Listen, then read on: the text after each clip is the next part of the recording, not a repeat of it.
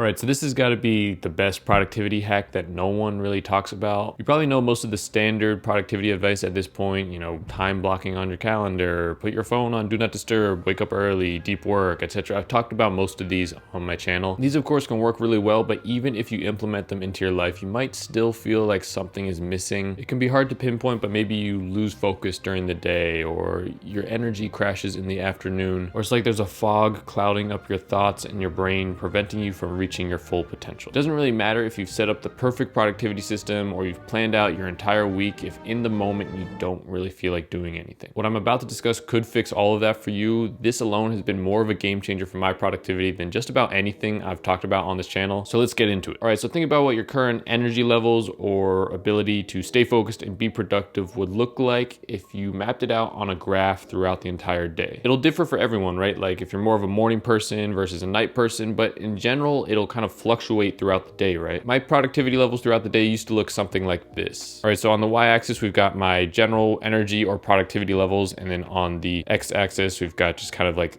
the time throughout the day as the day goes on. And so starting the morning, I'd wake up at around 6, feeling pretty tired. Sometimes I'd sleep in longer because I'm too tired. My energy levels are down at like around, 20-30%. I slowly get out of bed, I get ready and gradually start to get some more energy. And, throughout the morning, it kind of slowly goes up. I'm being decently productive, getting my work done and stuff. But I feel like I'm never really at full energy, like I'm at most hitting maybe 60-70% of what feels like my full potential, because I'm sure you've felt times throughout your life when you do feel like you have complete energy. Maybe it was when you're a kid, Christmas morning or something, or after you got like 10 hours of sleep, you're just ready to go the next day, or when you've got a vacation or something you're looking forward to, you're really excited, you just feel great.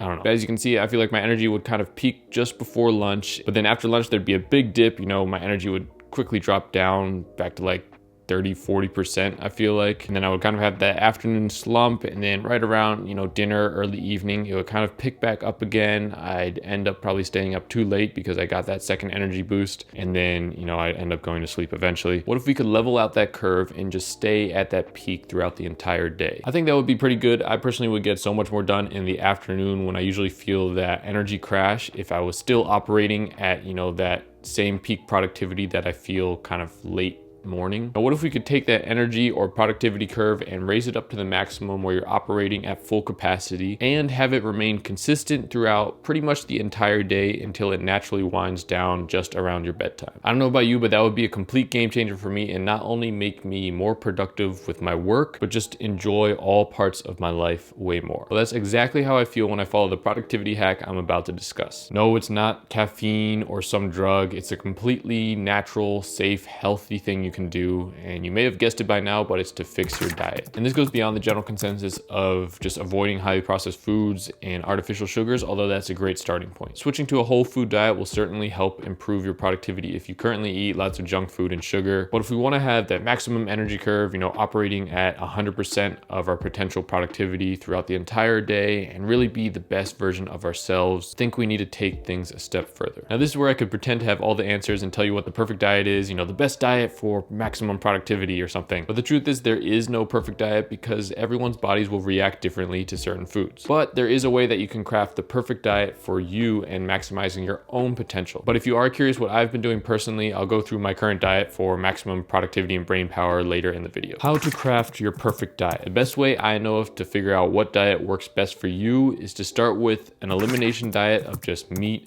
salt, and water, and then gradually reincorporate certain foods to basically test out how they make you feel. It sounds crazy, I know.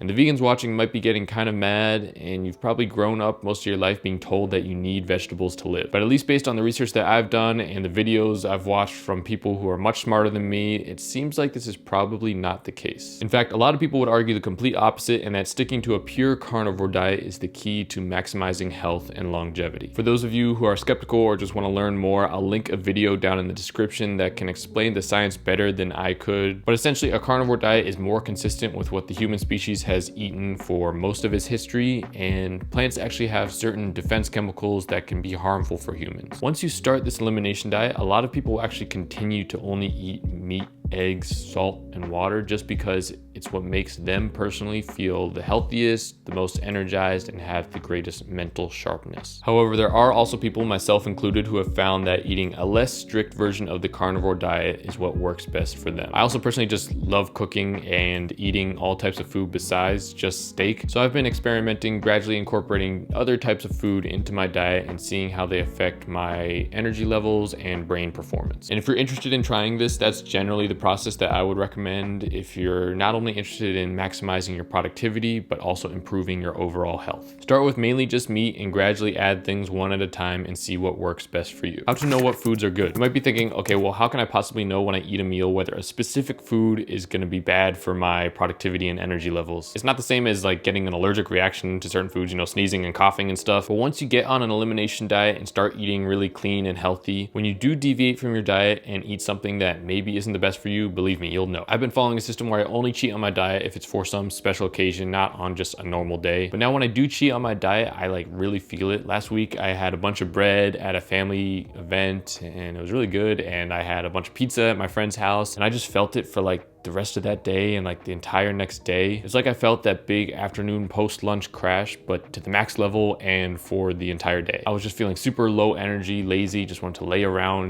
not do anything. My brain felt fuzzy and I just barely got anything done. And I think that's because when we're used to just overeating or consuming loads of highly processed foods, we're just kind of constantly living at 60% of our potential. And so when we do eat foods that aren't optimal for us, we don't really deviate from that baseline of like 60% of our potential and don't really notice the effects. But if you start doing a carnivore or animal-based diet that boosts your baseline energy and productivity levels to like 80, 90, 100%, the moment you cheat on your diet and your body has to go into overdrive to digest all the foods you just ate, the effects feel way more significant. So here's my current personal diet for maximum brain power and productivity. For meats, I've been eating mainly beef, ideally grass-fed, but grain-fed is also fine and better than nothing. I've also had other meats as well, fish, chicken, occasionally pork, but because of the microplastics in the ocean and the fact that pigs and chickens can't process their food in the same way that cows can, for various science reasons that I won't try to explain here, I generally prefer to have beef, usually in the form of ground beef, or lately I've been making these steaks using chuck roast, which is a lot more affordable than the fancier cuts of meat. I use mainly grass-fed butter or ghee for cooking, no seed oils, but I do use olive oil occasionally for cooking my eggs just because I use this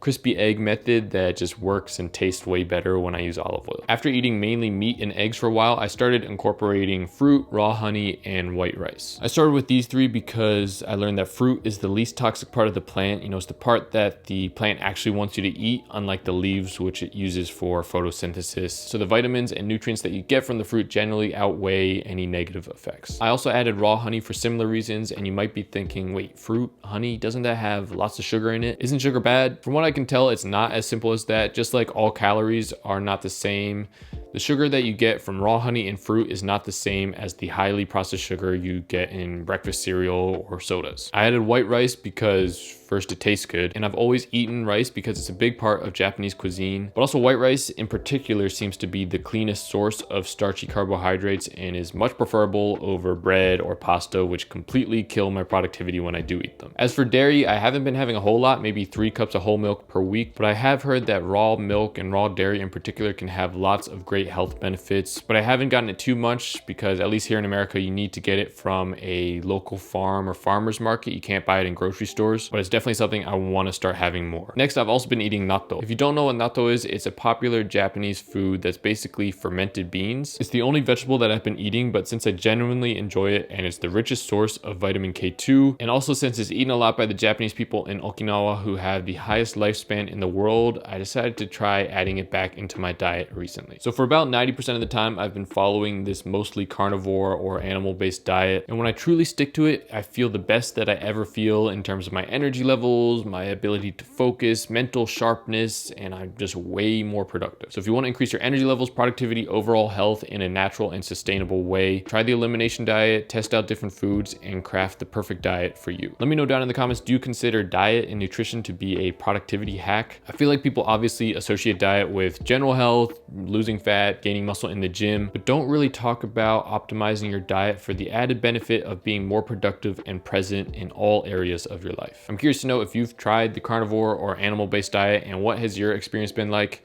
As always, do something today that your future self would thank you for.